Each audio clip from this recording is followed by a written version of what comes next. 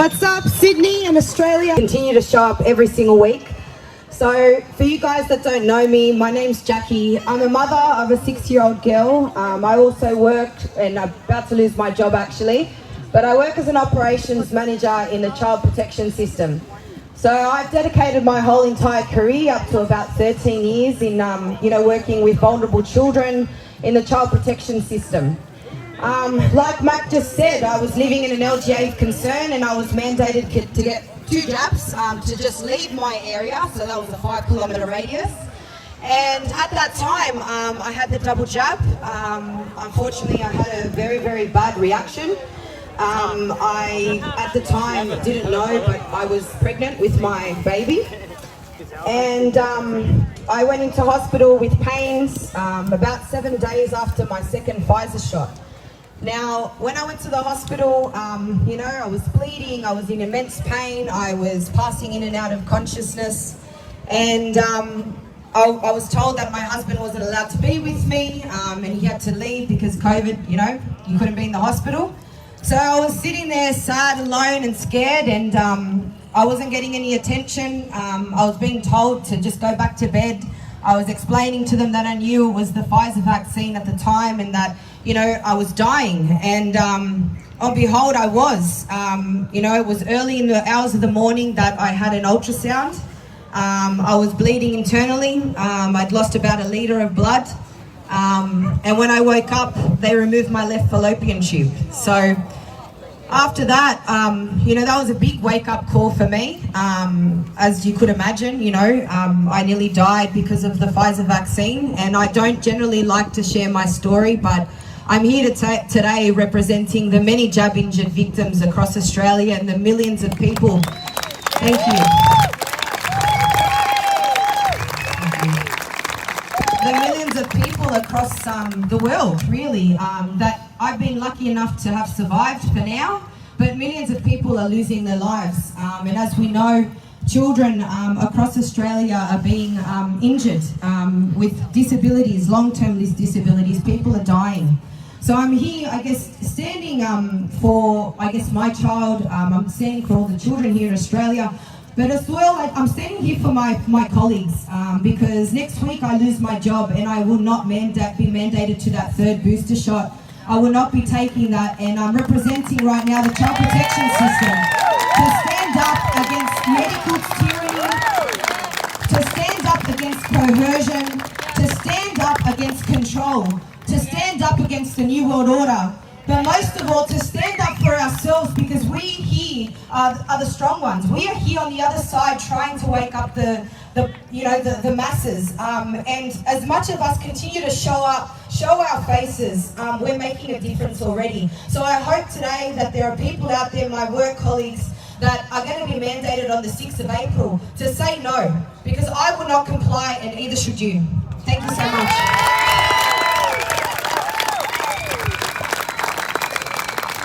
All right, thank you, Jackie. All right, guys, I'd like to call up the next speaker. You've all probably heard him speak before. Now, this gentleman here, he's been doing this when only about 10 people used to show up in a park to protest, to listen to him speak many, many years ago. My wife was actually one of them, and she went and saw him speak. I can't actually remember where, but it was a secret location. And she said, you've got to hear this gentleman. And at the time, I was too consumed in my own world. And I said, oh, look, babe, you go, I'll go another time. And I've shared the stage with him many times. He set up his own party. He's a wonderful man.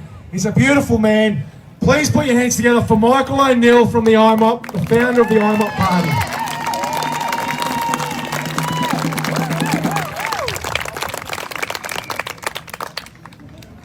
Thank you. And thank you to the previous speakers, and it's a wonderful thing to be here. And I'm reminded of the poet Rudyard Kipling. He said, all we have are freedom, all we use are no. This our fathers bought for us long and long ago. Long forgotten freedom, dwarfing heart and mind. This our fathers died to save, but they shall bind again. We have a crisis in our land. where there are a section of our society that are completely discriminated and marginalised for no other reason than they have decided to take control of their health. And this is one of the most unbelievable situations. If we were told this years ago, we couldn't believe our world would descend into such a place. But here we are, and unfortunately the majority of the people find that it's somehow normal. I have started a party called the Informed Medical Options Party because we believe that it's your right to be informed in all areas of medical, and you must have an option. You must have an option. This reeks of Nazism, this reeks of communism, this reeks of totalitarianism. This is wrong by every logical standard that exists in the world today. It's against God. It's against the laws of that of basic humanity, and yet it's considered to be a normal. It seems to be considered to be the right of the people who occupy this house, who you and I voted to be brave and to look after the interests of every single Australian, and they have failed at their job. They have abysmally failed, other than the few guys that we have seen standing here today. And we have to take off our hats and give them respect. The fact that they have stood up in that house against all that nonsense and against all the peer pressure against them. Craig Kelly, Redding. Look, I'm going to miss someone. It's not for political move. This is a movement by the people for the people. This is not political, please. I beg your pardon. We have a political problem, sir. We have a major political problem. And if we think that just by standing here and protesting week after week we will change their mind, we have the opportunity to be able to go into that house, to send good people into that house and stand for the rights of every Australian. It would be naive to think that we can just do this forever and a day. They will not change. They have proven they will not change. What is the solution? Do we do an armed insurrection? I'm not interested in that, because that's about all they will recognise, other than us endeavouring to vote them out and get people in there to represent your interests. Sorry, I missed his name, but he's the creator, or we actually the leader of IMOP Party. One of the fairest election systems as far as no, it's the not counting fair. of the votes in Australia. No, it's not. We Sorry, do I do have to scrutineers disagree. every party. And look, Can't trust we are voting. part of an organisation, a little alliance, a cooperative called CADCO. We had Kathy talking about it up here, which is the Great Australia Party, which is the Informed Medical Options Party, which is Australian Federation Party, and we have joined together. We're also talking with One Nation. We're talking with United Australia Party. Who's on crack? We're talking together. What's up, We're Sam? actually working. We realise there's a massive problem. No one of us can solve this problem.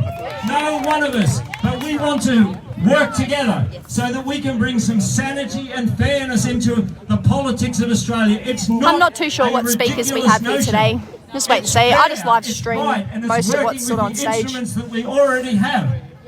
Now, currently on the table, it's been introduced, they're going to have the disinformation bill. It's coming up in Parliament. I don't know if you know about it, it's just the latest thing. The misinformation and the disinformation bill. Disinformation, misinformation. What does that mean? It means that they are moving something inside there to be able to fine and penalise the likes of any social media organisation that allows what they interpret to be disinformation and misinformation. We are seeing happening all around us the greatest operation since Nazi Germany and Stalinist Russia in mind control, media control and complete propaganda of the Australian people. Well, ain't that the truth? We must stand up about it. And this is why I desperately want to get in there, because I would like to stand, and I will stand against all these nonsense rules. Gotcha, that Sam. we will align with the people that are in there. We'll align with Craig Kelly. We'll align with Malcolm Roberts, and we'll align with all the people that are in there, and we will put our voice together, and we will say no, we vote against it. And they want to pass some crummy budget which they're going to do today, and we will stand up and say no. You set the people free, or we will hold your budget up. You want something else, we will hold that up. We will turn the tables and hold them to ransom. It's not a dishonourable thing to do. It's a lot of work. I've been at this for 7 years, and I'm not tired. I'm 65 years old. I work enormously long hours, and I've got a lot of life left in me. And I want to get in there by the grace of God and by the help of the Australian people, so that we can stand for right, justice, freedom, and end tyranny for Australian people. God bless you all. Thank you.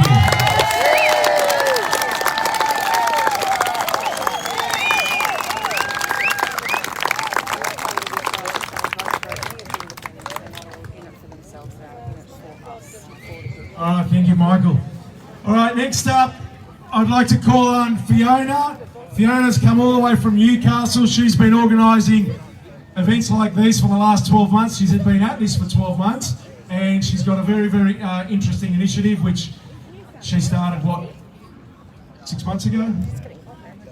Just a few weeks ago. All right, come up and tell us all about it. I think it's to do with free hugs. Hi everyone, thank you. Can you hear me all right? Yes. Can you hear me as well as you can hear Michael? Yes. Oh, excellent. Thank you all for being here, and like Michael, I'd just like to thank all the other speakers. You're all amazing. And so I'm Fiona, I'm from Newcastle. The simple message that I do want to share with you, and some of you will have seen me popping up talking about a little project called Love Up the Lake. Okay, so this is a slightly different topic to the political topics that we've been having.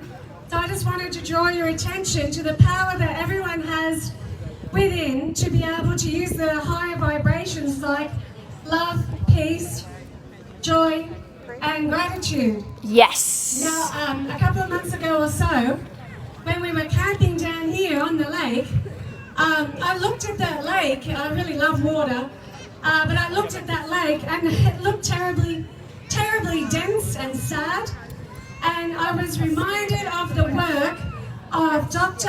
Masaru Emoto. Anyone know about Dr. Emoto's work? Some do, some don't. So, look, he's not the only one that's done these experiments with water, but he's probably the most well known. You can look up Dr. Emoto's work with structured water. So what he found through his experiments was that words have vibration and they can change the structure of water. Just go with me on this, okay? Just go with me. So words are very powerful. I'm just trying to make this really quick, but words are very, very powerful. Yes. Some of the highest vibrating words are love. Yes. Joy. And peace. And gratitude. There's others, but they're the four that kind of make the most sense to talk to the lake.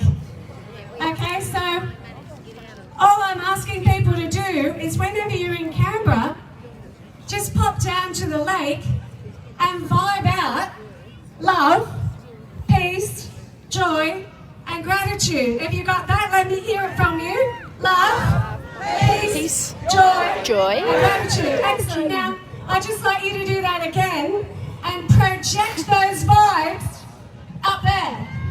Okay, go. Love, Peace, joy, gratitude. Excellent. So, and then look, I just popped down to Officeworks and I bought a ream of paper and I've got some crayons. So at some point, I'm just going to leave them at the front of the truck and help yourself. And please write, one or all four of those words on a bit of paper.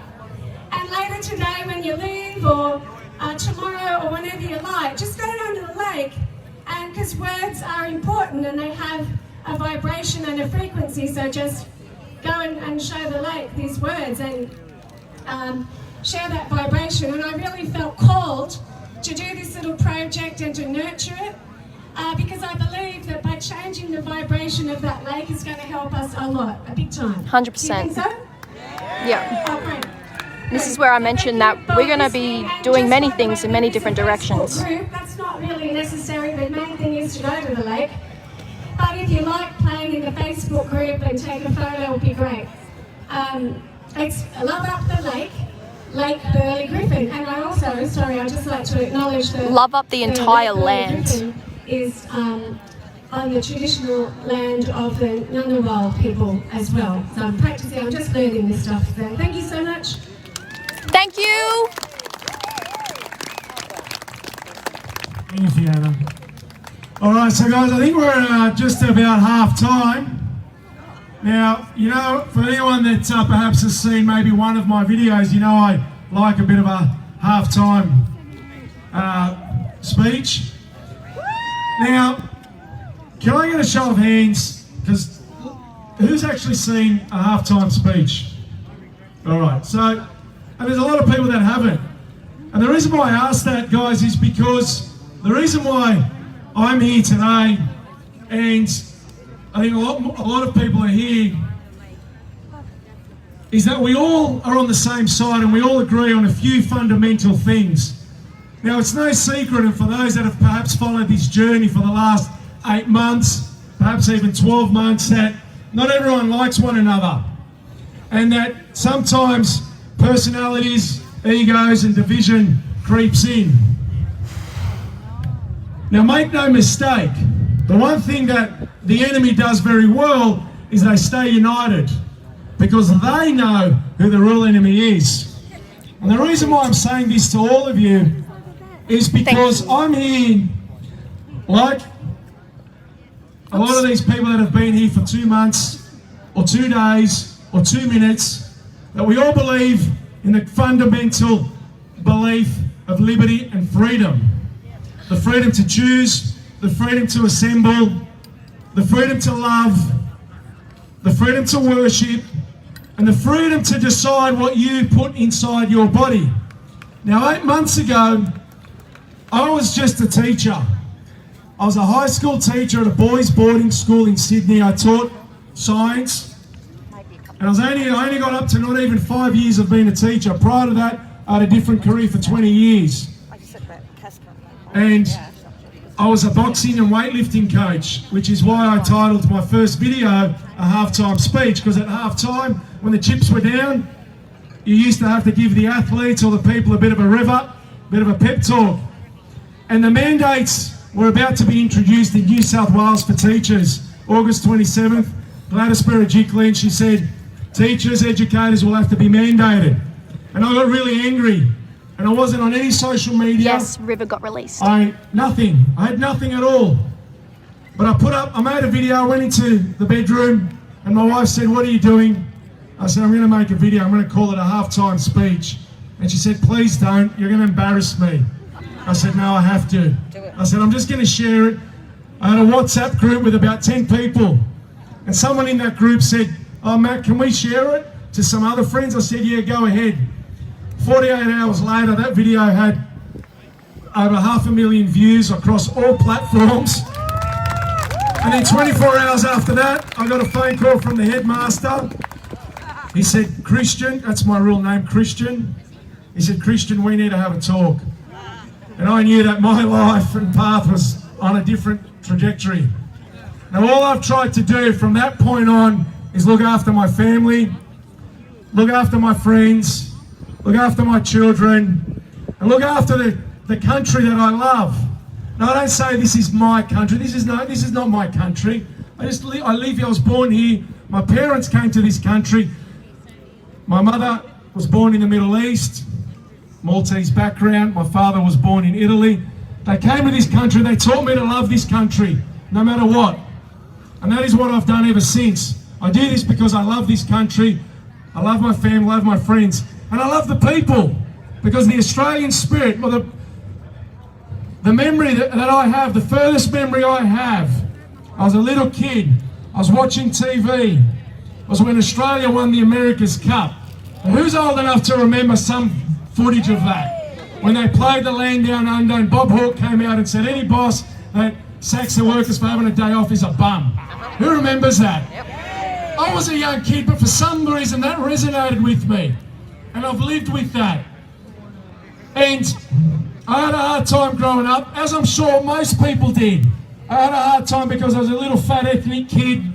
I'd go to school, I came last in everything. I came last in sports, I came last in my schoolwork.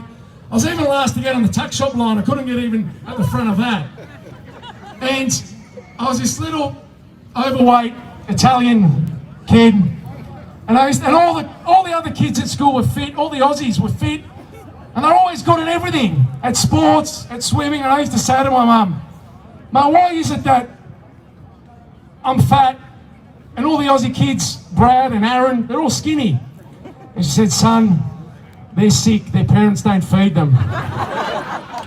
So my mother was always trying to make me feel good, trying to defend me. And of course I knew they weren't sick and their parents fed them well. It's just the way it was. But I learned to be resilient. And as I grew up, I realised that life is tough. The path is tough for many people. Some people may have it easier than others. We've all got our own struggles. But I made it out of high school. I got a successful career. And then I decided to become a teacher. And that was taken from me. The choice was taken from me. Now, little did I know that the enemy that I thought I was fighting, the government and the institutions and the corporations, that amongst the movement itself, there are many, many people that want to divide us. There are many, many people that perhaps don't like the way I present myself or do my speeches. There are people that perhaps don't like you. There are people that have the same political beliefs, religious beliefs, sexual beliefs, whatever it is. 2.5 years ago, we would have disagreed on many, many things. But here today, we're agreeing on many things. And we're agreeing on the one thing, and that is the freedom to just live the way you want to live without any government interference. Now, like I said, I didn't expect the trolls, the haters, the dividers, whoever. They've been coming, and they've been coming at me, and they've been coming at you, and they're going to come for everyone. They've been coming at me for the last 8 months. But I'm still here. I still front up. I still show up, because they're going to have to do a lot better than that to stop me. And they're going to have to do a lot better than that to stop you, because this is about you. It's about all of us. Now, the point I'm getting at is people, and my wife has said to me, she said, "Mac, just leave it, please. I can't take this anymore. The constant, the ridicule, the mocking, the hate, the trolls, people digging up old photos of you." Or someone found a magazine article that 12 years ago I worked for the New South Wales Police. Big whoop. 2 years I worked for New South Wales Police. I actually taught the police how to do boxing, weightlifting and wrestling for 2 years at Goulburn. I'm the person that you want in this fight. And you shouldn't be picking at something that I did 12 years ago and call me controlled opposition. But I honestly don't care. It's waste, it's time's waste, it wastes time. And what I'm saying to all of you is, when you find that creeping in to your social media, to your comments, to your conversations, it's just time wasting. You're wasting energy on useless garbage. Now, I know that a video was put out 6-7 days ago. People told not to show up today because of potential trouble. We're here. I'm still yet to see any potential trouble. We're here because we believe in the cause, we believe in the movement. Now, this is a tough fight, and this is what I'm going to leave you with. And like when I used to train athletes or train people, you got to become battle-hardened. You got to thicken your skin. You got to broaden your shoulders. And I don't mean that necessarily physically, because there's one thing inside of you that they can't measure, and that's the size of your heart. That's the depth of your determination. That's your courage. Your backbone. Now, we've all got a backbone. Hello. Some people up there don't. Good, how are But the you? problem is that a lot of us, we don't use our backbone. We fold over when things get hard, when it gets tough. We forget we have a backbone and we start to hunch over and we give in. And then people start to comply. No hurry. But what we need to do is, we need to straighten up and feel that our backbone is there. Stand proud. Hold your chest up. You're all fighters. And believe you me, the greatest fighters in this world, the greatest athletes, the greatest premiership winning teams, they all felt like giving up many times. But the difference is, they'd get up in the morning, they'd look in the mirror and they'd say, today's not the day to give up. Today's not that day, because the moment you say to yourself, I give up, is the moment they win. And is the moment they get one over us. Now, we may be called protesters, extremists, conspiracy theorists, nut jobs, anti-vaxxers, whatever it is that they want to call us. Let them call us that. It doesn't matter. And your friends and your family, they may mock you as well. But make no mistake, the reason why we are no longer in the hardcore lockdowns, we don't have the mask mandates or the QR codes, is because of you holding the line, standing the ground, showing up to these rallies. If there's 10 people, 10,000 people, or on the 12th of February, where I'm sure there was at least 500,000 people, it is because of you. So next time someone comes up to you and says, why are you still protesting? It's over, we've got our freedoms back. They got their freedoms back, not because they complied and listened to the government. They got their freedoms back because you kept showing up. And you must never forget that. So when you feel like giving up, and you feel down, and you feel you can't go on any further, and you think it's over, say to yourself, it is because of me that we have now what we have, because if we didn't stand up, believe you, we would have been perhaps in another lockdown for the 7th variant of whatever. We would have been up to our 5th booster. We would have had masks for life and all the rest of it. But you continued to show up. And that's what we need, people to continue to show up. Half your effort, 50% of your effort is to just show up. So please, it's not over.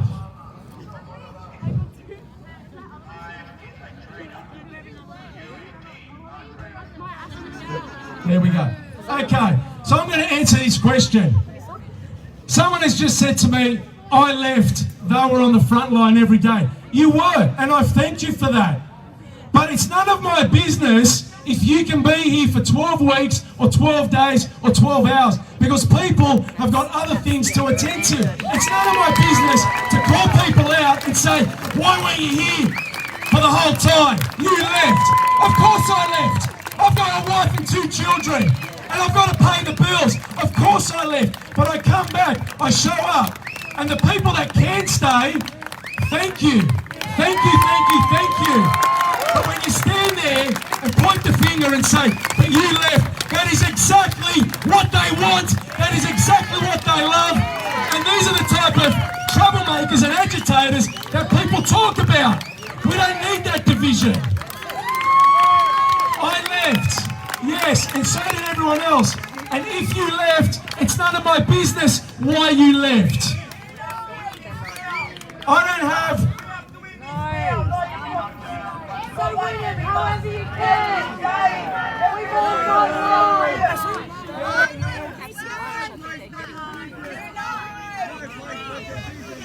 Okay, so...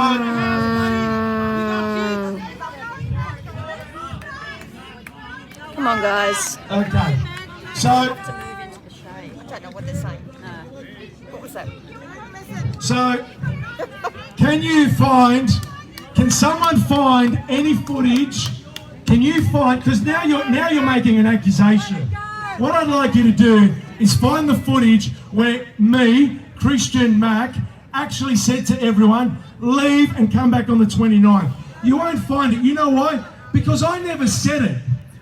I never said it. And you know what I did say? What I've always said? Be where you can be, do what you can do, no one can judge you for that. If it's 1 day, 1 month, 1 year, be where you can be. It is not up to me to criticise, so we have someone here criticising me because I left and I came back. We got your back. Everyone has their own circumstances to deal with in life. Everyone has their own circumstances. You have families to feed, bills to pay. So don't ever fall for this nonsense. Don't ever fall for this division. We're bigger than that. We're better than that. Now, please. Oh, don't worry. I won't give this another thought when I get off this stage. Please, rise above the garbage. Rise above it. What the hell has happened to this country where we have a cry and a sook over all this little petty nonsense? We are better than that, Australia. Where is our fighting spirit? We were known for our fighting spirit, our courage, our comebacks. And because someone said one thing, we've been holding on to that since the 12th of February. We've been holding on to, someone said, come back on the 20th, since the 12th of February. Let go of that. There are other burdens to carry. So please. I don't know what I need to jump for. But anyway, Australia, I love you all. For God's sake, pick up your shields and swords and then give them another inch. I'm going to hit down with these guys again. Well, that's all I got to say. That's all I got to say. No, Simon, listen. No, it's not about me. It's not about me. It's not about me. Please, don't worship anyone. Don't give accolades to anyone. Please. We don't want followers. We want fighters. This is why we're in this mess. Please. I want to hand it over to one of these other legends. I've said enough.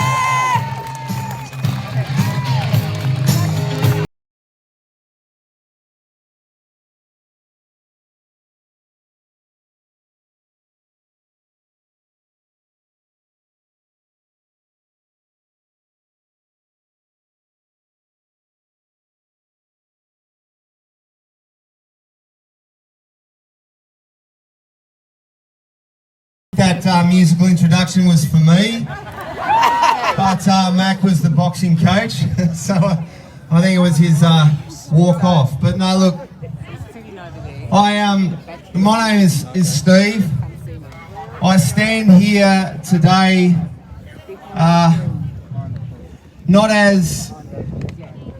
not defined by my job. I had a speech prepared, but there's been a lot of people talking today, so firstly I just want to thank everyone for being here. I want to thank you for your patience, and I just want to share a couple of thoughts, a couple of stories. Okay, I've been a firefighter for 22 years. That's my job, that's my profession. Before that I was a high school teacher. For 30 years I've been a PE teacher and a firefighter, but I'm also a father, I'm also a grandfather, I'm also a husband, I'm a brother, I'm a nephew, and I'm a friend. And you know what, I've met so many incredible people. I got a friend who's a firefighter, his name's Tony Camilleri. And he's one of the most courageous firefighters I've ever met. He comes to all the rallies. He's been arrested once. And guess what? He's broken down in his van 125 kilometres from Canberra. And he was going to be here today. You know, Tony says something to me. He says something to all the firefighters. He says, today I'm going to make whatever's happened to me turn into the best thing that's happened in my life. And you know, some of the people that I've met through this whole adverse experience have become some of the best friends that I've had. You know, you can have people that you've lived with for 25 years and have the most superficial relationships, and then you can come together with like-minded people and feel like you are with the people who are kindred spirits to you. I don't know if you feel that, but I certainly do. And to you people I call family, and I don't say that lightly. And I stand here with my brothers and sisters in the emergency services on the front line, and that means something. You know, Clint, who's a military veteran, he talks about integrity. And integrity is probably the most important thing we've got, because integrity is not coming out of the people that are trying to force us to do things. But I just want to get to the story, okay? Something that really touched me. So often we are preaching to the converted. Many, many months ago, I went to a rally in Sydney, a protest rally, and I had on this shirt, the Australian Firefighters Alliance shirt, and I had on my turnout pants, so there was no doubt the fact that I was representing firefighters.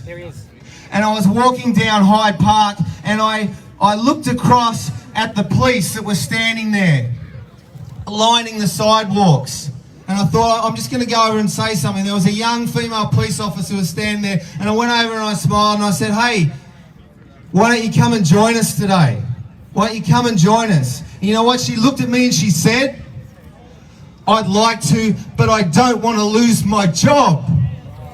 I don't want to lose my job. So tell me, where is the health reason for the vaccine mandates? You've got police, and with all due respect, all the police officers here behind us, they do a great job. I work side by side with them for 22 years. But guess what, guys? You're all wearing masks. For goodness sake. Firefighters, we tested the oxygen concentration under the mask. It went into alarm at 17.1%. In firefighting industry, if you get into an area where the oxygen concentration drops that low, you're supposed to get out. You're supposed to get out to fresh air. So who's telling you to wear the masks? And why are you wearing them? It's not your fault, but it's all about compliance. So why do you keep complying with something that clearly is not for your benefit?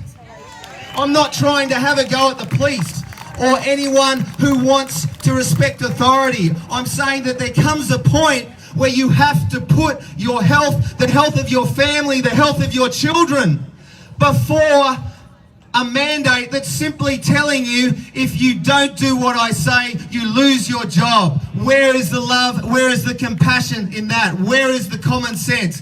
There is no common sense in that. So to the emergency service workers out there who give of everything they have to protect the community, I say to you, don't just blindly go along with things that clearly have no logical reason. Stand up for your own integrity. I'm standing here today as a firefighter who was stood down because I wanted to stand up for my right to medical autonomy, to protect my children, my family, from an adversity that they didn't need to experience. Respectfully to my fellow emergency services workers who are lined across the front of Parliament House today, I encourage you to do the same. Find the courage. Courage does not come from the uniform you're wearing.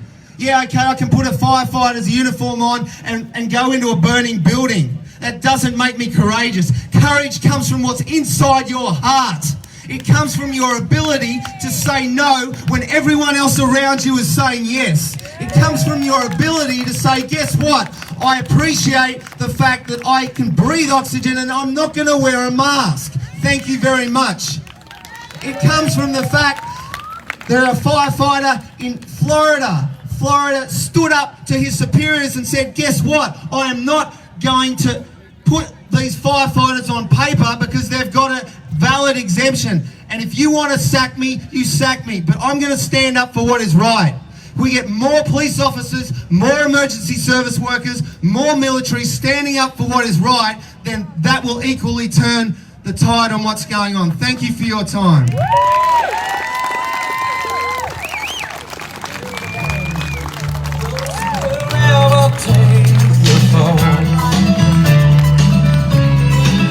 We call them weak, who are unable to resist the slightest chance love might exist, and for that forsake it all.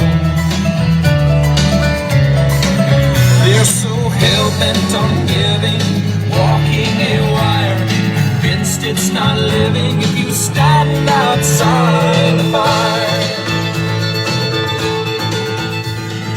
standing outside the bar, standing outside the bar. Hey. G'day everybody. My name's Steve Kelly, and for those that don't know me, I was in the New South Wales Police for 28 years. And I'm with my great colleague, Roland Crystal, who was also in the New South Wales Police for 31 years. Well done, guys. And I adopt everything that Steve McDonald's just said in relation to having courage. I think it's one of the most important attributes that we can have in these very difficult times that we're living in now. Unlike the others, I prefer to sort of say what I want to say, and I've written down something, so I'll just read it out. In my 10 years in the New South Wales coronial jurisdiction, I was very proud to be a voice for every deceased person whose death I was given the task to investigate. Sadly, a part of my work involved the death of many young children, and I was proud to be their voice and speak the truth on their behalf. And even though I've left the New South Wales Police, I'll still be a voice today for the most defenceless in our society. It was Voltaire who said, "To the living we owe respect, but to the dead we only owe the truth." And I have one thing to say to Mr. Morrison, that every person that's here today, Mr. Morrison, has come to Canberra seeking the truth. And by virtue of our presence here today, we are sending you a very clear message, and to all the politicians, not only in Australia but the world, that the people of the world will no longer be governed by those who do not respect the truth. The time of lies, fear and division is over. And you might pretend that the truth which we represent today is in the minority, but I'm telling you, Mr. Morrison, that the truth is growing by the day and it's not going away. It's coming for you and every politician who have misled the world about the evil agenda that we have experienced for the last 2 years. And that eternal truth, Mr. Morrison, is that we, the people of this nation, have inalienable rights that was given to us by God, and no man, no government can take away those eternal truths. And those truths are that we were created by God and we do not belong to the state. We do not belong to the pharmaceutical companies or the banking corporations. And the people of Australia are standing up against the tyranny of your New World Order and the Great Reset that you want to impose upon us. The governments of the world have declared war on their people, and instead of using bullets, they are using fear. But our greatest defence to their attack is that truth is on our side. And the media can no longer spin that the injections are safe and effective, or continue to put a lid on the number of injuries and deaths that are growing by the day. And truth does not mind being challenged, Mr. Morrison, and the further a society moves away from the truth, the more it hates those that speak it. And I say to every politician that has remained silent that you should speak out now or resign from Parliament. Because the cause for your prosecutions in being complicit in crimes against humanity by allowing the continuation of this agenda when 116,000 of your fellow Australians have been injured, many of whom have sustained permanent and serious injuries, with over 700 deaths, which we now know is an underestimate of the true figure and is growing louder by the day. And if you think that politicians and public health officials will not be held accountable for the deaths and injuries of many innocent people, you have clearly underestimated the will of the people here today.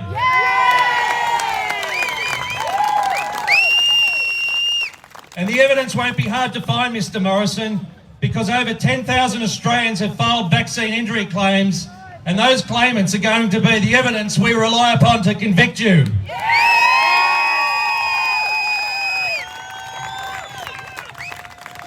And I say to all the doctors too, if you're not prepared to stand up for yourselves, then please stand up for the children and future generations. In every war that has been fought for freedom, millions of people have lost their lives.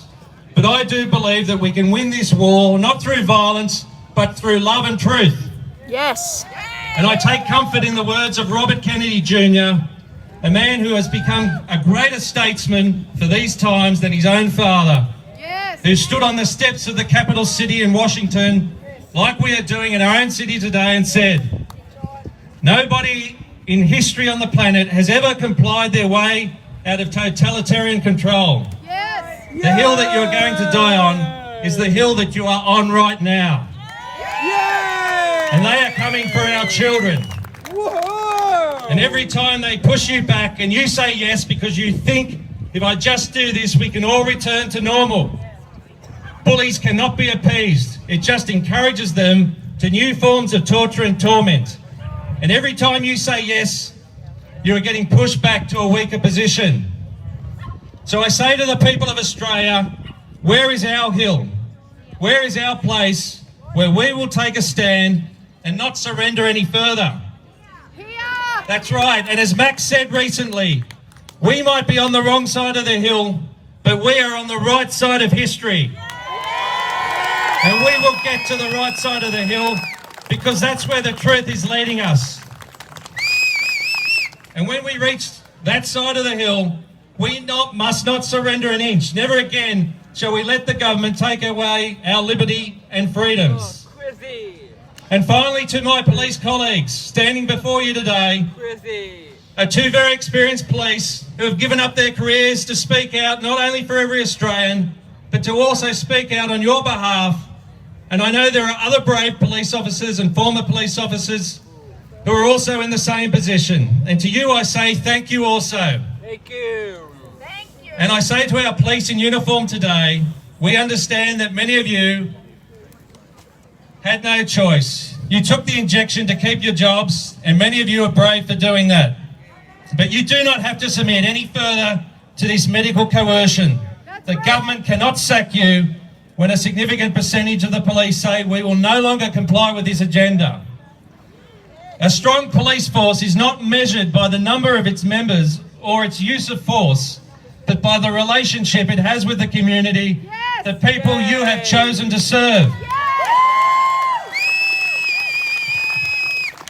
And when governments impose laws that result in the breakup of families, the destruction of small businesses, the destruction of the mental health of our young children, increased suffering of our elderly and vulnerable through forced isolation and separation from loved ones, the wearing of face masks, and the prevention of parents from seeing their children in hospital, and the promotion and segregation and division in our society, then you have no duty, then you have a duty to no longer comply with such laws. And as Roland said recently too, my good colleague next to me, the laws you enforce today are the lives you live by tomorrow. Yes. And lastly, every police force that has stood on the side of protecting fundamental human rights always ends up being on the right side of history. And history is being written in Canberra today. Thank you all. Can I get you to hold the mic for me, mate? Thanks, Steve. Steve Kelly sort of came into this situation out of the blue for me. I'd never met him, and our paths would not have crossed had it not been for this situation we're in. The same with Steve McDonald, our fire brigade mate who was up here, and Clint and Hoodie and so on. Now, looking around, what I want you to do for a moment for me is just realise something about yourself and about the people you're standing with or sitting next to. The other night I was trying to watch a movie. I don't often watch movies because, as a lot of us know, they're about indoctrination, they're about social conditioning, and they're not really about entertainment. And if you understand what entertainment is, that's again another issue. But I was trying to watch a movie just to see if I could enjoy it, and it was one of the Justice League movies. Superman, Batman, whatever. And I couldn't get through more than about a half an hour of it, and I had to turn it off. And I asked someone once, what is the purpose of these superhero movies? And a lot of people have this perception it's there to inspire us, to make us look to what we can achieve, what greatness we can reach for. But it's not, is it? It's to tell each and every one of you a lie, and that is that you are useless, you are powerless, and as bad as things get, you can't do anything but cower and wait for the hero to come and save you.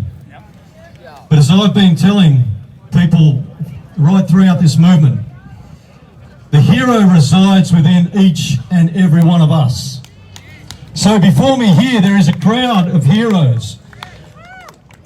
And what I said is, I want you to turn and maybe look around and just acknowledge to people around, maybe people you haven't met, but realise that you are standing amongst the Justice League. You are the heroes. So turn around and give someone a hug. Oh, come here, Peter. I get the best hug. Best hugs. A little bit of lack of hugging going on over there. What do we got? Everyone's hugs. Oh, come here, roller girl. Guys, the other thing I just want to suggest to you is this.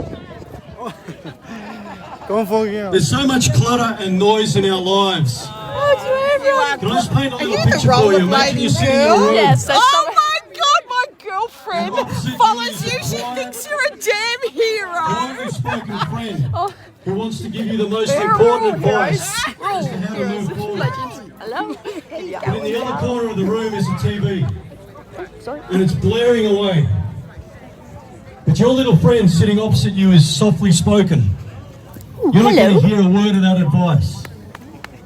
Because every time we get a quiet moment, most of us don't sit in silence.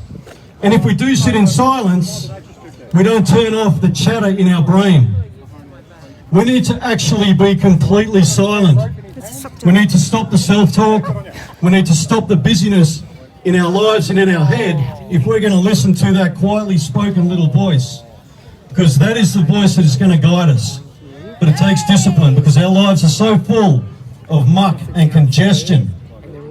So we've got to not only turn off the TV, I know most of you don't watch that crap. You've got to turn off the entertainment, you've got to put the device down, but you've got to turn off the brain chatter as well. And we've got to spend time in actual silence if we're going to hear that voice that's going to guide us as to where we need to go. But God bless you and God bless our nation. Is there a way to go to use the toilet downstairs? And just finally, everybody, just before Roland and I leave, I just wanted to mention a couple of months ago, a gentleman by the name of Glenn Jones, who lives up in Newcastle, sent me the words of a song that he'd written about freedom. And the words are so touching. And unfortunately, Glenn couldn't be here today, but he wrote the song with a friend of his called Glenn Weir. And the words are quite powerful, the music's beautiful, and we're going to play it for you now. I'm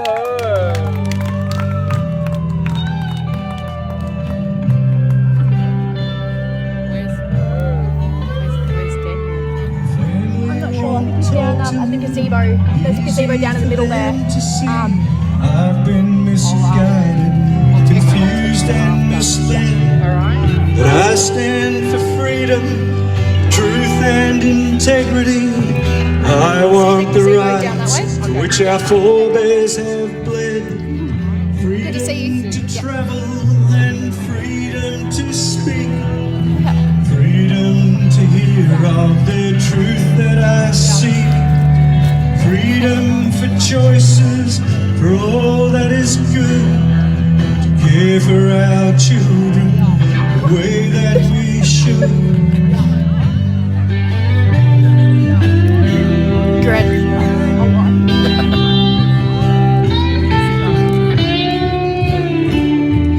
Free from the fear of the hate and abuse. Free from the lies of this covert excuse. Our rights have been taken and we want them back. Our rights to be heard without fear of attack.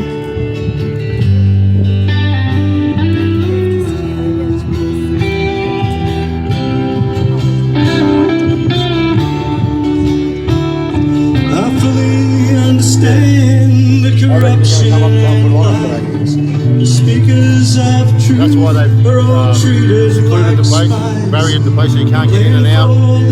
Kind of isolated coming out the door instead of that already. I think the wise thing would be for us to all leave at the same time. Together. No, that's right. Yeah. I'll go to others as well. I'll go to everybody. With my brothers and sisters, free to walk hand in hand, free to decide and draw a line in the sand. Freedom for all in this great land. We'll tell our children that we made a stand. Freedom for all in our great land. Freedom for all in our great land.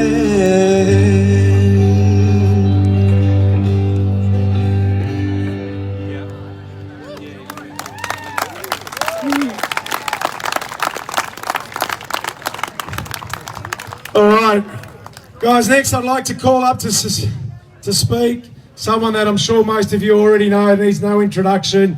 He's our captain, and I've always said we're just his first officers. All right, Captain Graham Hood, please put your hands together. A man that has given up so much for this cause, for this movement. And someone that I look up to.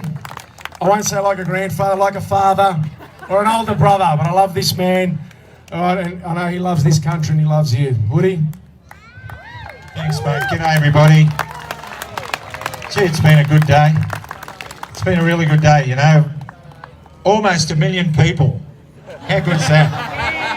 How good's that? Just go with me for a minute. Dear Lord Father in heaven, we seek your mercy, we seek your grace, we seek your guidance, and we seek your compassion.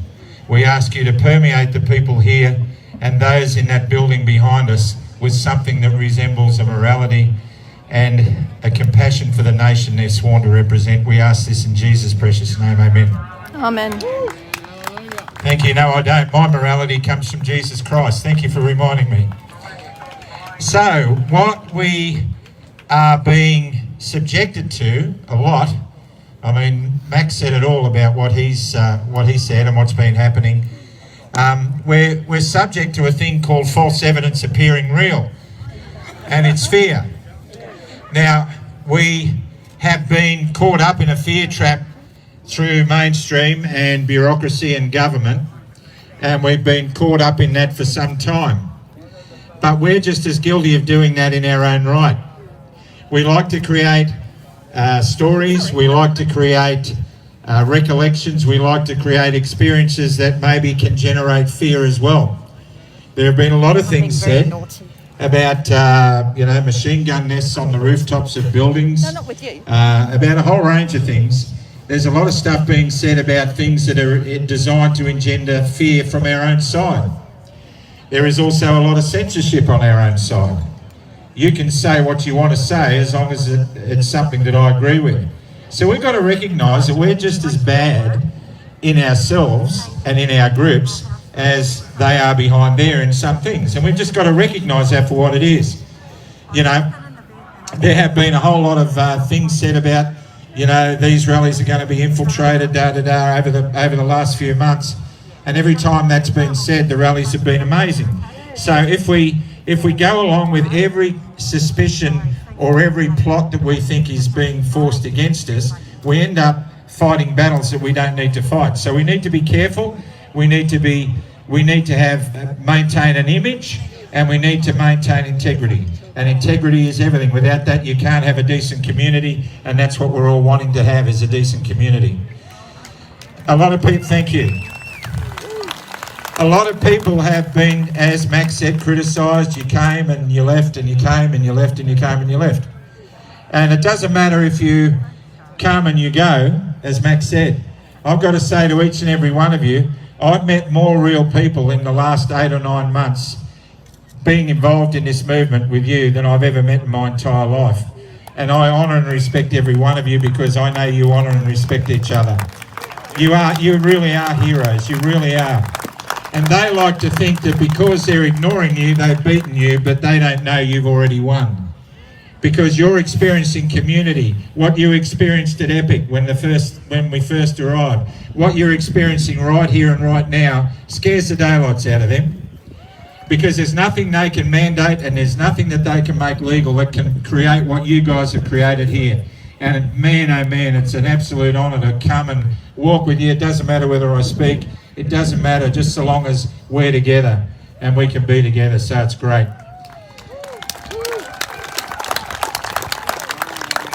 I also want to say that a lovely couple who came and spoke to me earlier decided they came back here in February and they went up to that building and they went into the Senate chamber, I think, to witness question time, or in the green chamber or the red chamber, I'm not sure.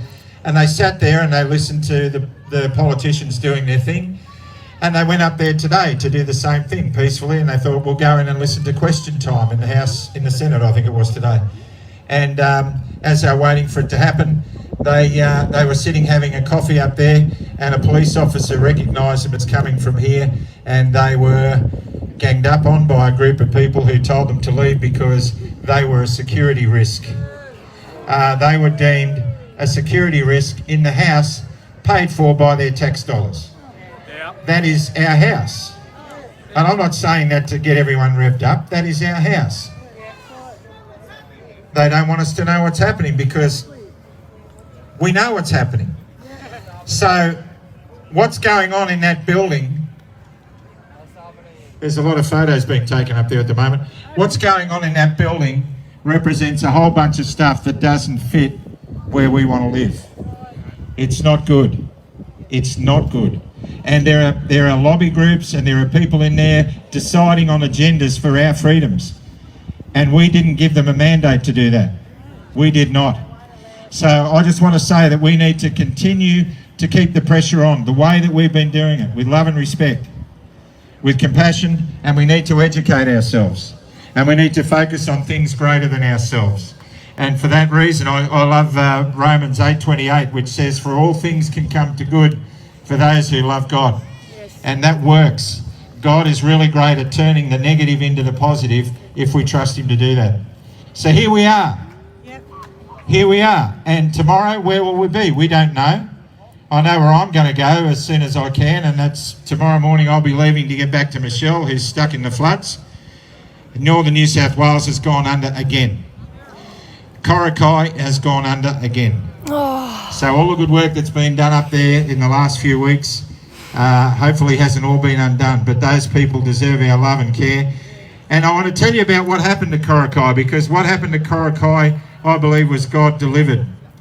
We have been trying for a long time to have an audience with the New South Wales Premier. We have been trying for a long time to even find our Governor-General, David Hurley, have we not? Well, we all decided, let's put this protest aside for 1 minute and let's go and do some good for our brothers and sisters. Let's show them what a real community can do when they get together. So all us anti-vaxxers, unvaxxed, went to the floods. All the hoodies helpers came, and on the flood ground at Coraki, at any given time, there were 200 to 300 hoodies helpers there who were unvaxxed. 200 to 300 of you. And Steve, who spoke earlier from the Fireys, he was there. And Johnny Larder was there. And a lot of other people that you know were there. Tony Nikolic was there in bright red, not bright yellow. And he was in the mud with everybody else. And people were organising stuff. And all the material that arrived courtesy of people like you who are mostly unemployed and who are mostly marginalised and segregated in this great country. You were there. And they needed to know that you were there. So we made it clear that the people that were there are the people that you've marginalised. And the people in the town, including the emergency services that were based there, said, we don't care. We're just glad you're here. And so I went up to the Disaster Relief Centre just to talk to somebody, and there was a gaggle of mainstream there surrounding the New South Wales Premier. And so here we are looking all around the place to get an audience with these people to have a talk to them. And in Coraki, when we decided we're not going to do that, we're just going to go and help the people, they turn up. So Perrottet walked towards me and I grabbed him by the hand and I looked him in the eye and I said, I'm not really here to give you a hard time, but you need to know something. If you mandate this town right now, all those people in the mud down there from all over this country will have to leave. And he said, why? I said, because they haven't been vaccinated. And he said, oh, really? I said, yes, really. And here's the other thing. There's a lot of firefighters, nurses, teachers, doctors, paramedics, frontline workers who used to work for your government that you fired, and they're down there doing that too. And you fired them. And I said, look me in the eye, Premier. You need to end these mandates now and get these people back to work. And his bottom lip trembled. And he looked me straight in the eye and his bottom lip was quivering. And he said, believe me, I'm working on it. And I said, well, you need to work on it a lot harder. You needed to have worked on it way back before you even became Premier. And he went inside. So then we continued doing the stuff. There was great things happening. There were a lot of emergency services that couldn't fulfil the roles that they were there to fulfil because they were undermanned. I wonder why. And they were bound up by policy. The State Emergency Service was completely bound up by policy and they couldn't even go to rescue people because they had these policies and they didn't have enough crew members and everything. Fishermen in their tinnies rescued hundreds of people. The people rescued the people. And that's what's happening here. The people are rescuing the people of this nation. So then the problem became, John Larder and I did a live and we said we need about 100 blow-up mattresses for people to sleep on in Coracai. We got 1,000. We ended up being in a position where the town was drowning under the love of you people. They didn't have enough dry storage to put all this stuff, and then there's a mad panic to get shipping containers and spread the gear to other towns that were like affected. And their big problem in the towns was that they almost had too much love and compassion offered to them, which was the opposite to what was coming to them from there. The exact opposite. Now that's a problem I'd like to have. In fact, there's times when I think you people give me too much love. But I appreciate it, I really do. But I'm going to say what Mac did. Don't go pinning the hopes of your future on an individual, in particular me. Because I made a lot of dumb decisions in my life. And you don't, haven't we all? So we've got to go for what's in here. This is important. That's right. You have the sovereign right to lead your destiny. You were created to live into your destiny. Amen. And if you don't, you're giving a gift away that was fought and died for. Yeah. As we talk, I see veterans on the ground. Come up, please. Any war veteran, any soldier, anyone in uniform, please come up on the stage. Come on, guys. Service workers, fireys. Come up and join me. Come on, Johnny. Here comes Johnny. Come up and join me. And as they come up, I want to tell you about what happened in Coracai again, when John Larder and I and Tony Nikolic decided to go to the new, good on you, come on up, mate. Leave that helmet on. Leave that helmet on. We went to the community centre where all the food supplies that you people sent to the people of Coracai was being stored. And while we were there working out how we could get more room to put all the gifts that were being sent to the town, a gaggle of hot, well-dressed people walked in, and among them was the Governor-General David Hurley and his wife. And they walked into the building, and we thought, you've got to be kidding. We have been going to government houses, we've been standing here, we've been trying to find out where David Hurley is, and in the flood-wretched town of Coracai, he walks in right in front of us. And so he wandered around, he met a few people, he said a few Governor-General type things, and his lovely wife, she's a lovely lady, and she was wanting to sing with people because she likes to sing, and she sang You Are My Sunshine, and everybody sang with her. And it was nice, you know, it was lifted them up. And then she said to me, what do you do here? And I told her the story about if you mandated this town, 95% of the people would have to leave because they're here from other towns and they've been sacked and they've lost their jobs. And she teared up. She said, for real? I said, yep. I said, these people are here because they're giving to their society and they've been taken out of the loop by government. And I said, can I sing you a song? And I sang her a song. But before I go into singing that song, and I think I'll sing it now, when I finish this, David Hurley then wandered up about half an hour later and was walking past John and Tony and I, and he just looked at us and we said, hello, and he said, hello. And I called him His Excellency and he appreciated that. And then he said, no, my name's David. So I said, that's good. And he said, what are you doing here? I said, well, we're representing a bunch of volunteers who've come a long way to help this town. And he said, that's amazing. What unites them all? I said, a lot of them are hoodies helpers. And he said, what's that? I said, a lot of unvaccinated people who no longer have jobs. And he said, really? I said, yep. I said, if you apply the mandate to this town would be left defenceless and everything would be gone. And all the goods you see laid out in this building, one hoodies helper spent $40,000 of his own money on generators and gurneys to give to the town. He delivered them by the trailer load every day. And I said, if we apply the mandates to the goodwill of this people who have now been segregated out of your society, then this town would be left vacant and it wouldn't have been helped. And he said, well, that's very admirable. And he said, but you really have to realise that you guys are in the minority. 95% of the people of Australia have voted with their feet to get vaccinated. That's what he said. And he got angry that people were filming the conversation with us. And he asked them to turn their cameras off. And to his credit, his aide came up and said, Your Excellency, we have to go. He said, excuse me, I'm not finished yet. And he engaged us. And I said to him, well, with all due respect, I totally disagree with what you just said. I said, if you call being pushed up a cattle race with an electric prod up your backside voting with your feet, then I'll go he. Because 75% of the people you say voted with their feet were forced into it and coerced into it. And those who didn't are now stuck in a segregated society that the men who are commemorated on that memorial site up there died to protect. And he's a soldier. And he said, I guess we have to agree to disagree because I'm getting the best medical advice in the country. And John Larder put him right on that. And he didn't use the word grub. He didn't use the word grub. So, we are making headway. We may not have been in Canberra every day, but we haven't left the fight.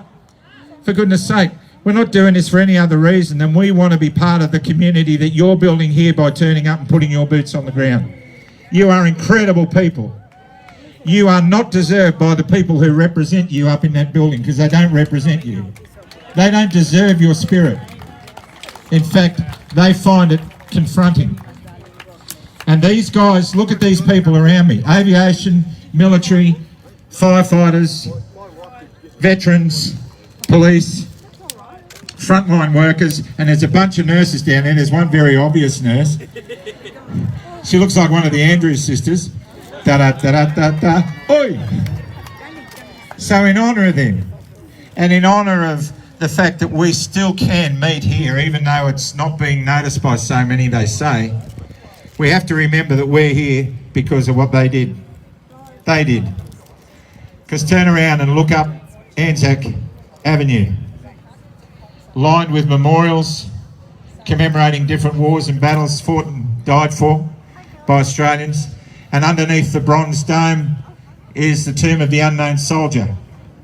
We don't know his name, but we know why he died. And the song I sang to the wife of the Governor-General is one you've heard me do before. They collected the crippled, the wounded and maimed, and they shipped them back home to Australia. The armless, the legless, the blind and insane, all the brave wounded heroes of Suvla.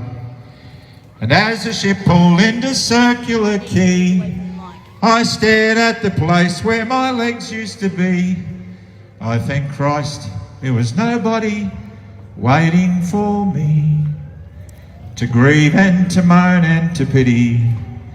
But the band played Waltzing Matilda, and as they carried us down the gangway, and nobody cheered, they just stood there and stared, and then turned their faces away. But now every April I sit on my porch and I watch the parade pass before me. I see my old comrades, how proudly they march, reliving old dreams and past glories. But the old men march slowly, their bones stiff and sore. They're tired old blokes from a tired old war. And the young Aussies ask, what are they marching for?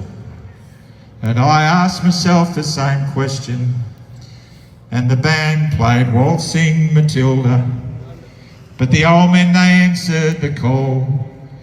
And year after year, those old men disappear.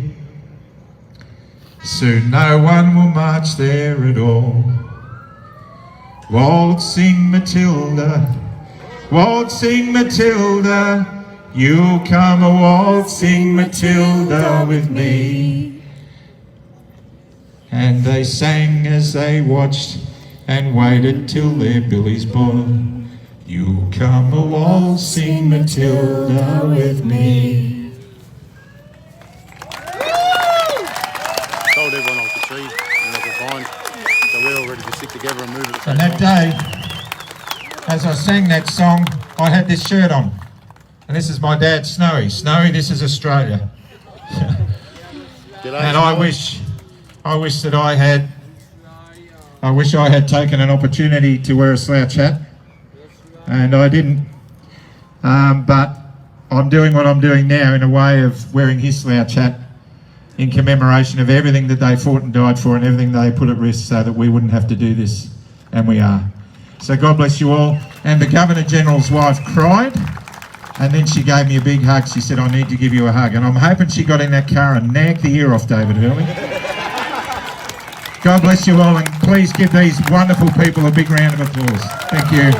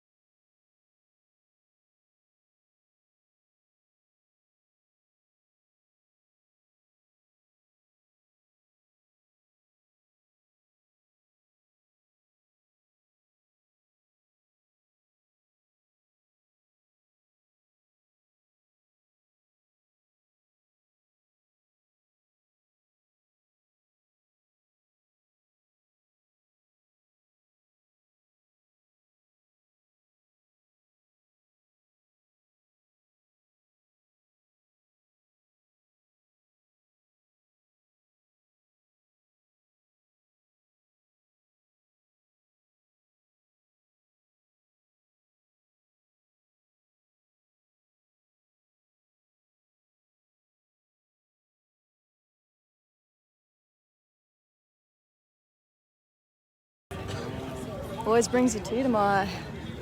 Hello everybody, and thank you all for coming. It's an amazing day. What we see here again is an amazing spirit. It never ever ceases to amaze me, this spirit. Every time I look around, all I see is this Aussie spirit, and it's coming and it's shining through. Just before I start, I just want to ask one person to come up here. Mr. Laura, George. Now, just to let you know, George is one of the guys who stood up in the Kassam matter. Can we give this guy a round of applause? We've got a number of plaintiffs who started this.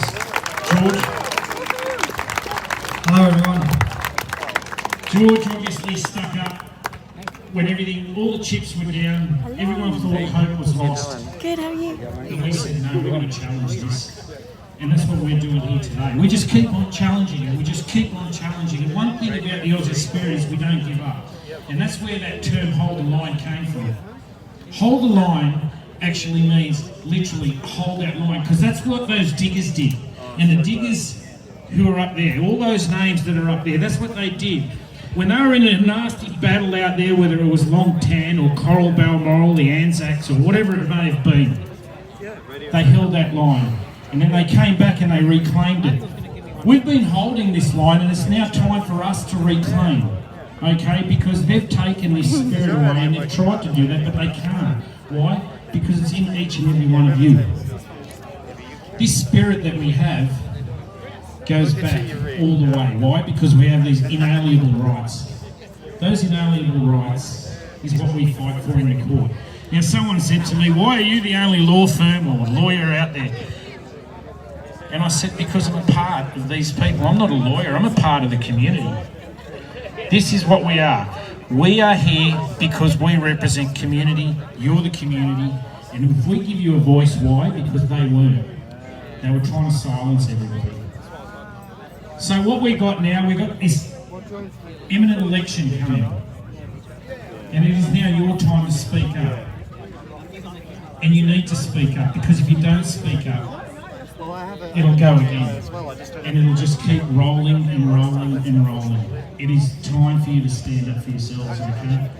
It's within each and every one of you to do that. So where are we now? Let me tell you a little bit about Coracai, what Graham was talking, and John and Roland and Adam Tirana is out here somewhere. He's a legend. He's a hero of Coracai as well. He's out there. He was mustering out there every day. I remember myself and Adam were driving down the road, and we knocked on a door, and there was a lady there, and the first person she had seen in 4 days, and we gave her a pat, and she just broke down and cried. But it didn't matter whether we were in Coracai, Broadwater, Woodburn, it didn't matter, because that spirit was there, and they just kept fighting. People had lost everything, but they still fought on. There were people coming down from Byron Bay, Queensland, coming up from Western Australia. They were coming from South Australia. We had a roller girl over here, there she is, yes, she came all the way from Canberra, and we see her and in a the few others. Coracai Youth Club. Say That was thank 5. you. And they others. brought up truckloads, and thank you to each and every one of you who contributed, because that's what it was. There We was were Daniel, walking down Brian, the street, Alicia and Brent. and people were delivering food, giving food. Cheryl and her friends came up Some too. days was just an amazing experience. I went for 9 days with some really good guys. We had John Larder, Roland Crystal, Steve McDonald. We were all out there. And there's one... I'm Gold Coast. What we did was, there was this one little story anyway. We were driving down, just to give you a little bit of an intake. Mercy's over here, sorry, she got through the radar. Mercy was there too, there she is. She was out there with a pressure washer getting into people's homes. But there was this story, Roland and I were driving down the street in Broadwater, and we had a whole bunch of people come running out saying, we need emergency services, we need emergency services. And again, going back to what Graham was saying, there was no one there. What we had was guys like John Larder, we had guys like Roland Crystal, we had people like myself, we had people like Mercy, we had all these people out there. But as we were driving down the road, and we noticed that there was a whole bunch of people running out to the road saying someone needs help. What had happened was an elderly gentleman had collapsed. It was about 33, 34 degrees, very muggy. There was humidity. And we all thought he had had a heart attack. Roland Crystal was driving my car, and we hit reverse really fast. Now, Roland Crystal used to be a highway patrol. Bear in mind, these are all the guys that the government said were no good to work for them. The only people that were on the ground were these guys. This is who was there. Who was first on scene? It was us. We got there and I ran into a tradesman's car and I grabbed his defibrillator. He thought I was stealing it. But we got it down there, we got to this gentleman. By the time we got there, well, who was there? There was a nurse from the cardiology ward, there was a lifesaver, an ex-police officer, and a lawyer. Just the right mix, isn't it? How are you? But we got this guy, and I can tell you all one thing, it was about 40-50 minutes later before an ambulance arrived.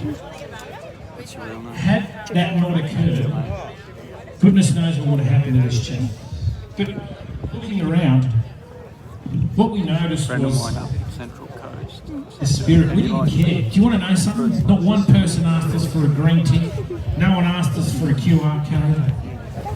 Not one. Not one. Why? Because it doesn't matter. They think it matters. It does not matter. It wasn't until the 9th or the 10th day that we had someone from the fire rescue in Sydney who had flown up to Coracai who said, right, how many of you are vaccinated? But up until then, we were welcome. So just to give you a little bit of an indication of what happened there. I just want you all to know something, that the supply lines coming from Sydney all the way up to Coracai and above came from people like you. So we had Romeo Ackery, he's back here somewhere.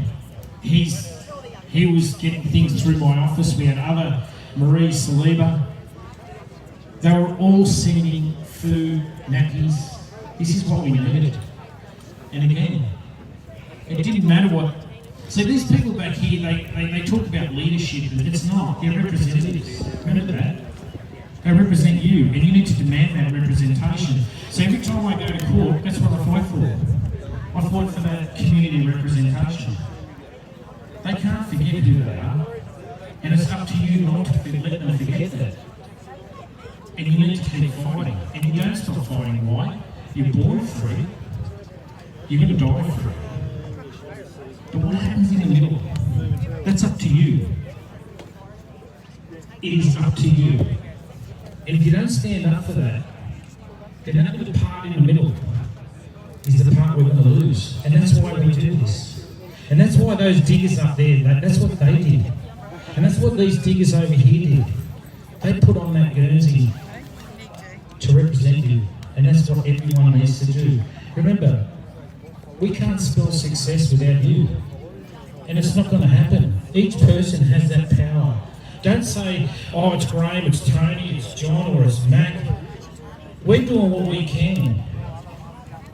But we can't do it without you. It's up to you. And you really need to get up. And right now is that time. Stand up. There is nothing. Fear. Do not fear anything. Just go for it. That's what we do. Now I've got a case in the High Court and I've got a case in the Federal Court. We would have seen the other day, Greg Hunt said he's dropping the state of emergency on April the 17th. Well, I've had him in the Federal Court now for 3.5 months, fighting him on that. Okay? I'm not saying that's me. Oh, I'm not saying that's me, I'm saying that's you. All I'm doing is people said, why do we have these ridiculous states of emergency? And I agree with you, so I took it there. But it's you. I'm not representing me. I'm only a little piece of that puzzle. It's you. But I need each and every one of you to stand up because this is where it's at. I'd just like to say thank you to each and every one of you. I know we had that really big one down there. Let's keep it going, keep the momentum going, because these guys work on numbers. They don't care about anything else. They work on numbers. And remember one thing, it's not government money, it's taxpayer money. That's your money. They're not leaders, they're representatives. Put them to task. We're here, we're going to put them to task. I certainly agree. Okay, that's what we're going to do. And we're going to give it a really good shake, but we can't give that a good shake without each and every one of you. Now, before I leave, I just want to say one thing. I have met the best people throughout this course. I've lost a few, but I think I have met much more genuine people. Hear, hear. And what I've met is people who use their hearts. 100%. Beautiful hearts. They didn't care about the tick. They didn't care about the QR code. I've met some lovely people. And I'll tell you what, I wouldn't change it for the world. Each and every one of you, I walked through Epic, and people were hugging, people were kissing, nicely. A little bit. Just wanted to clarify that. Yeah. So, look, just before I wind this up, just one thing. We have water and we have hats. Okay, please don't stand out in the sun. We've got water, we've got hats. Please go over there. I know it's a pretty hot day and this and that, but as a community service type of thing, please go over there, utilise those hats, get in the water. God bless you all. God bless Australia. Thank you. That was great timing. I was just thinking about water. Well, that was a typical solicitor. He waits till the end of the event until it's hot and there's water and hats under the thing. Whereabouts? No wonder we're all going bankrupt when we go down to the lawyers. He couldn't make it up. He just invited me to his Christmas party, and I found out what day it's on. It's a pretty hilarious health club. Straight after Ray Hadley's old-time concert for the Country Music Hour. I think he wants to have it on that day so he can maybe get a dance after the party. What do you reckon? Oh yeah, I can walk down to some speakers down here if you like. Yeah, get on his scooter and that's it. Off he goes. Terrible. Anyway, look, I just want to, everyone's been out here for a while in the sun, so look, I'll be quick.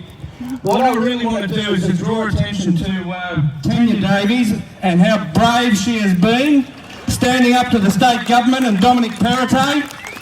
And let's all just give a shout out to that grub Ray Hadley. What a grub you are, Ray Hadley! You're a disgrace! You're a grub! You're as bad as Hazard! Grub! Grub! Grub! They're all grubs! Greg, you're a grub! You're a grub!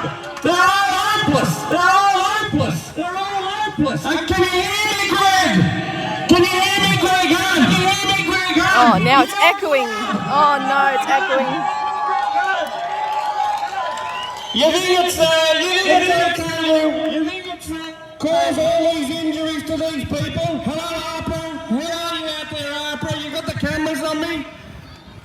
Grubs! This is John Larder now. Harper, a lot of really decent people and the people that are turning up to stop these mandates and the people that have been coerced. The people who are still asleep, look, I don't know what we can do. We just need to keep trying to wake them up before our country goes down the toilet. That's about all we can ask for. It's a very sad state of affairs.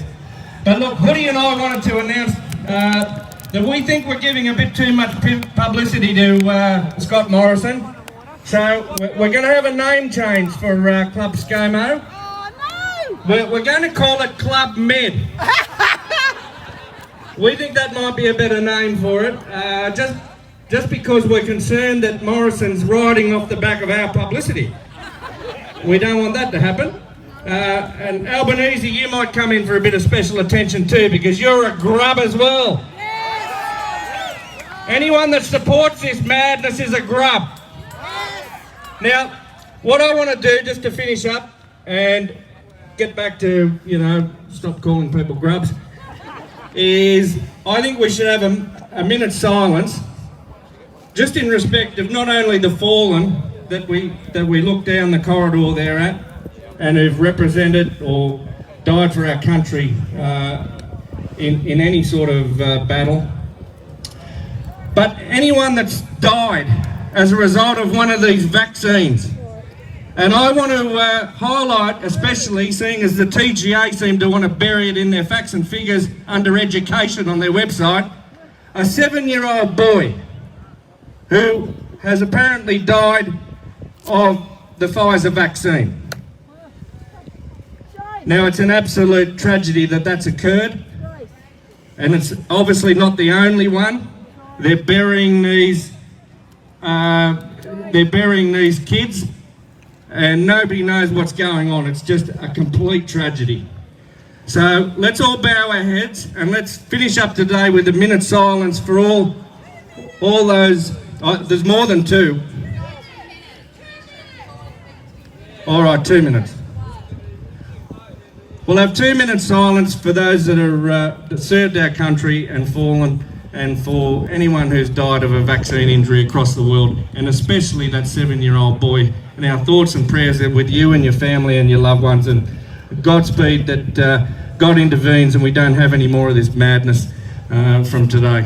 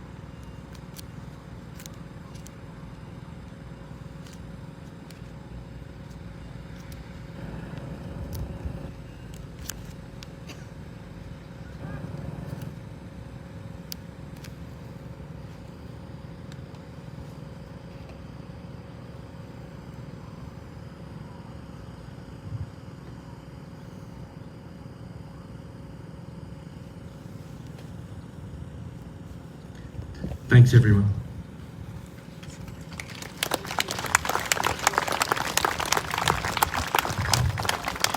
Hello, I'm Lucia. I'm a teacher from Queensland. I've got probably about 60 seconds to speak to you. So I'm just going to say this about, I was here for 5 weeks. I went home for 2 weeks just to regroup. I have read something very important, and it's the Land Management Act 1988. It sounds awful. You don't need to read all of it, but I'm going to read one sentence to you. You do not require formal approval to conduct a protest or demonstration within the national capital. I'm going to say it again. You do not require formal approval or permission to protest or demonstration within the national capital. So I came last Monday, I landed and got an Uber with a sleeping bag and a bag of food, and I sat over there. The police tried very hard to get rid of me, to relabel me as camping. But I was not camping, I am protesting, which means I am not asking for their permission. I'm keeping it simple. You do not have to ask permission to protest here in this democracy. Please use it to your advantage before we are a communism country. Please take it to your advantage. Yes, you can vote, but you can protest here on the lawn 24 hours a day, 7 days a week, where I have been, and almost about, I think, 40 beautiful people are here also joining me on the 24/7 protest. It's not that hard. The one rule you must remember, actually 2 rules. You are not here to camp. This is not a game. This is true life now. This is real life. You can go home. What for? Or you can stay here and protest until it breaks in whatever way that. The other rule is, of course it has to be peaceful. Of course you must be safe. And you are not allowed structures. It says very clearly, the only reason you need a permission from those police officers or the NCA, the only reason you need permission is if you use a structure. That's one of those. That's a tent. That's anything pegged down. Do you hear what they're saying? No creature comforts. Okay? No creature comforts. However, lovely, they let you have a blanket, a chair, and a table. That's what you bring. If you're serious, if you are serious, please, I understand. You don't need to do what I say. You can go home. But some of you and some of your family may inevitably become homeless. Okay? This is a sad state of affairs Australia's in, and I'm willing to protest 24 hours a day like a homeless person before I legitimately become homeless. Thank you. I'm a teacher. I'm a professional, I'm registered, I'm experienced. I'm not a lazy bones, and I'm not a freeloader. I'm not here to get a free ride. I'm not here to camp. I'm here to make sure that those people remember that they are representing us. Not money. They're representing us, and I'm here to protest, representing probably no less than, I would imagine, 25,000 or maybe 25 million. But I'll be here protesting ever while God gives me strength to do that until the job's done. Just like a war, just like a battle, we don't have to go overseas and lose our legs today. Thank you. But we can put our heartbeats on the land because we belong here. God put us here on this beautiful island, a big one, and I'm just letting you know that you've got rights. Those boys in blue will tell you what your wrongs are. Everyone tells you what your wrongs are. The only way you're going to know your rights is to believe them and exercise them. They rely on us not knowing what the rules are. Okay? So that's all I'm saying. Thank you very much. Please remember, you have rights. But there's no point of having rights unless you exercise them while you are alive. Okay, thank you. Thank you, Alicia. All right, guys, the next speaker is probably one of the most important ones. His name's Bruce. I met Bruce on the first day when the convoy arrived because he drove this truck as part of the convoy. He arrived here in Canberra, and he's the one that has provided us with this wonderful stage today, and he's been doing it for the last 8 or 9 weeks. And so Bruce has got a few things to say, and please, I'd like you to just pay attention, respect the way you've respected all the speakers, because he's done some marvellous work. If it wasn't for Bruce, we probably wouldn't have this set up today. We would have been on the back of my ute having the speakers talk. So please put your hands together for Bruce the truckie. Hi guys. So John Lada, how do we get rid of these grubs? Hey, how do we do that? All right, how do we make all of them accountable? So what's happened Saturday? Yeah, that's Saturday, today's Tuesday. So I actually gave some papers to Malcolm Roberts. I've given it to Senator Rennick today and to Craig Kelly. So I've actually served them some papers. So what these papers are is to actually say that the Crown and the Queen Elizabeth II have been removed from our Constitution. So what does that actually mean? Hope the AFP are listening. It means they don't have any validity, or they don't have a grant of power. I want that to sit with you, because that means that everything and every bit of legislation that they have made since 2004 isn't actual legislation. It's not statute, it's not an act.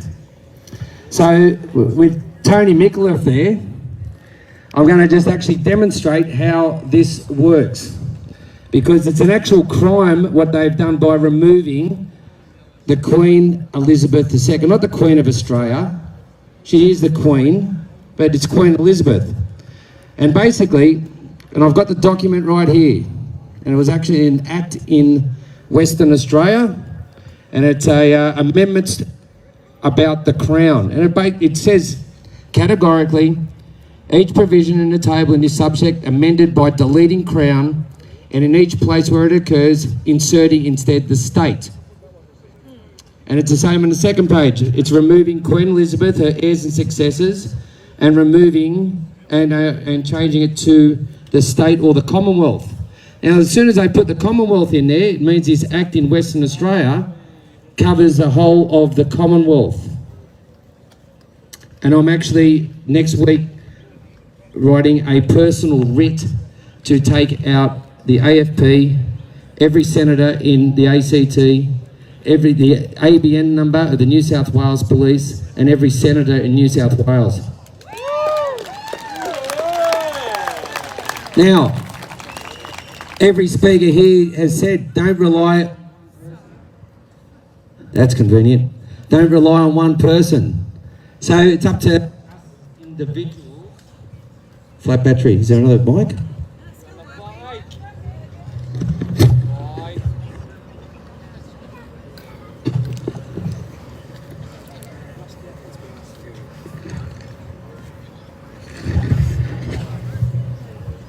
No, that's it. All right, back.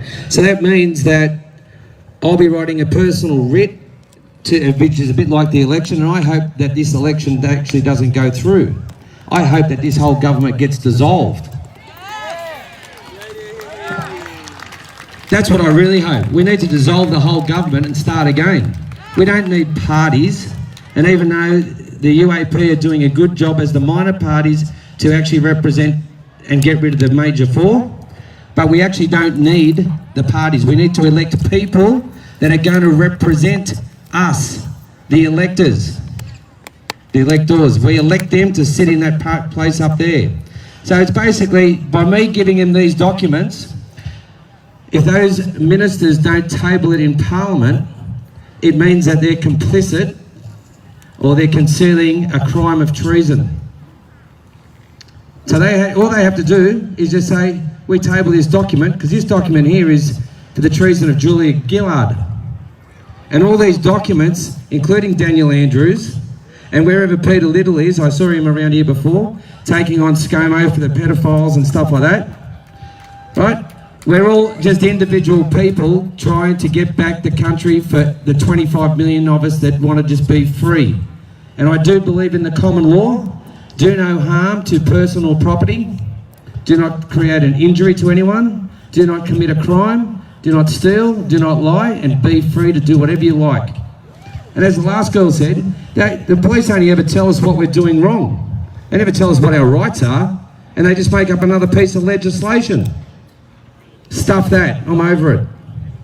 So, if anyone wants to know how to get off any fine so we can get all this paperwork into the courts, I'm actually working with Brian Shaw on Council Government Watch, and we're actually getting the constitutional challenge, which is a 78B form, into the courts. And so anyone that has a parking ticket, speeding ticket, protest ticket, a Where's Wally's shirt ticket, anything, I can actually help you get. We need to get this constitutional challenge into the Parliament. We need to change this country. Right, that's it.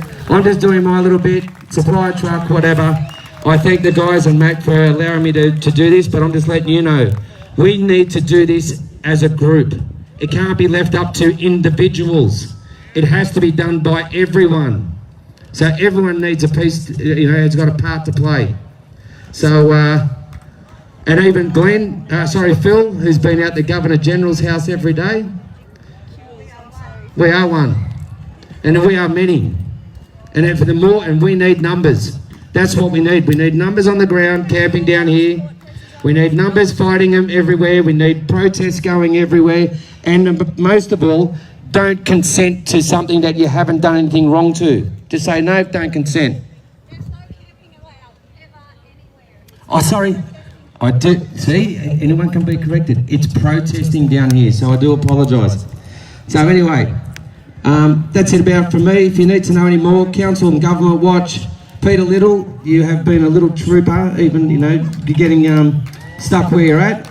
And I do know that they're actually trying to help him out and get some accommodation here in Canberra for a lot of people, and it's just anyone that needs accommodation, and that's what it's for on Council and Government Watch. So get on there. If you need to know more, just come and see me.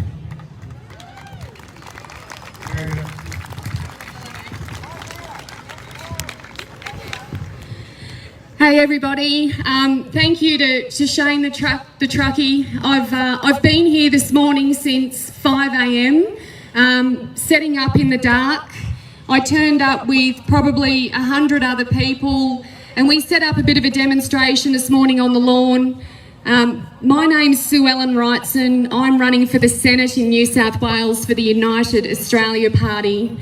Can I just say to you guys that I completely and utterly am just blown away by the passion that I see before me. And I think that is one thing that we must never ever overlook.